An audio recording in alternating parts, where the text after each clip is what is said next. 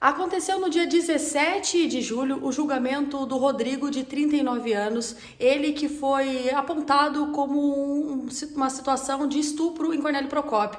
Na ocasião, no dia 25 de março, uma jovem teria sido estuprada por este homem. Estou aqui com a promotora de justiça, doutora Bárbara Garla, que vai falar sobre a questão do julgamento que aconteceu aqui em Cornélio Procópio. Boa tarde a todos. Isso é um caso, um caso envolvendo crime sexual contra uma vítima mulher, em que foram feitas as investigações, logo no cometimento do crime, assim que foi tomado o conhecimento pela polícia, logo foram iniciadas diversas investigações pela Polícia Militar, pela Polícia Civil, aqui na pessoa da delegada, a doutora Thaís, que fez um trabalho incrível, conseguiram a identificação aí desse suspeito, logo após já foi determinada a prisão preventiva deste, e o processo transcorreu com o oferecimento da denúncia pelo Ministério Público. A partir disso foram produzidas as provas, diversas espécies de provas, periciais, testemunhais, interrogatórios, e apresentadas as alegações finais pelo Ministério Público, que pediu pela condenação aí do acusado. O juízo aqui, a Vara Criminal de Cornélio Procópio, entendeu que de fato estavam comprovados a materialidade, ou seja, que aquele fato, aquele crime de fato ocorreu, e a autoria, que foi aquele sujeito que teria praticado. Dessa forma, procedeu ali a uma sentença condenatória com relação a esse investigado. Neste caso, o Ministério Público pediu pelos crimes de estupro e também de lesão corporal. Isso. O processo ele tramita em sigilo, e é por essa razão, que a gente não pode falar muitos detalhes sobre o ocorrido. Inclusive, eu sempre gosto de lembrar que o sigilo nesses casos é para proteção da vítima, Isso é importante que todas as vítimas, todas as mulheres saibam que processos envolvendo crimes contra a dignidade sexual de mulheres, de crianças, de adolescentes, esses processos necessariamente correm em sigilo para que não haja uma exposição da vítima, Então, em proteção à vítima, não do investigado, é que esse processo tramita em sigilo. De qualquer forma, é possível falar, é permitido, que nesse caso houve sim a condenação por 2 crimes, tanto de estupro como também de lesão corporal. Quantos anos os crimes? O crime de estupro teve uma pena de 9 anos e 11 meses, Lembrando que a pena máxima do crime é de 10 anos, então ali foi constatado que pelas circunstâncias houve ali uma gravidade naquele ato específico. Também houve a condenação pelo crime de lesão, salvo o melhor juízo, por 1 ano e meio a condenação.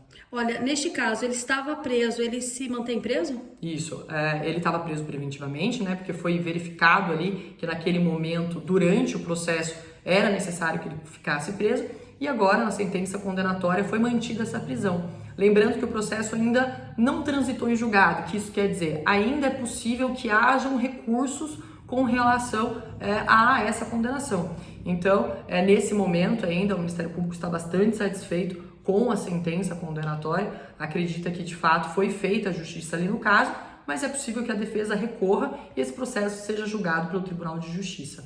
Olha, na ocasião ali, a mulher de 18 anos, a jovem, estava transitando por ruas de Cornélio Procópio na madrugada de um domingo para segunda-feira, quando foi abordado pelo homem de carro, que acabou dando voltas na cidade, depois indo para a BR-369, e aonde aconteceu a situação deste estupro e a lesão também contra esta vítima. Lembrando que é importante não julgar os casos, mas ter a vítima como vítima, e foi bem isso a linha do Ministério Público. Isso é muito importante que aconteça, Como eu já falei, eu não dou detalhes aqui dos fatos em si, até para proteção da vítima, mas uma coisa que é importante para todas as vítimas, para todos os casos de estupro e para a própria sociedade. Muitas vezes, num caso de violência sexual, normalmente a população, a sociedade, fique perguntando sobre a vítima. Onde a vítima estava, o que ela estava vestindo, ela tinha feito uso de bebida alcoólica, com quem que ela estava, o que ela estava falando. E, na verdade, isso não é o correto, porque não foi a vítima que praticou uma ação criminosa.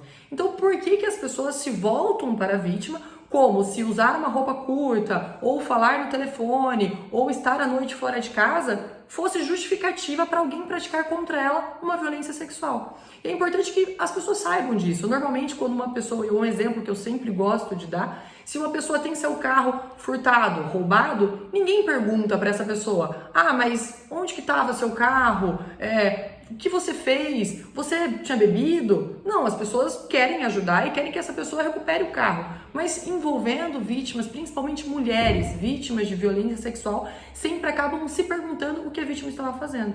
E aqui, nesse processo, ficou comprovado, e assim na maior parte dos processos, que as vítimas, quando elas relatam uma situação de violência, elas não teriam por que inventar, né? A vítima não gosta de ser vítima de violência. E, além disso, é uma situação extremamente traumática para ela, talvez a mais sensível da história, que ela não gostaria de estar naquela ocasião.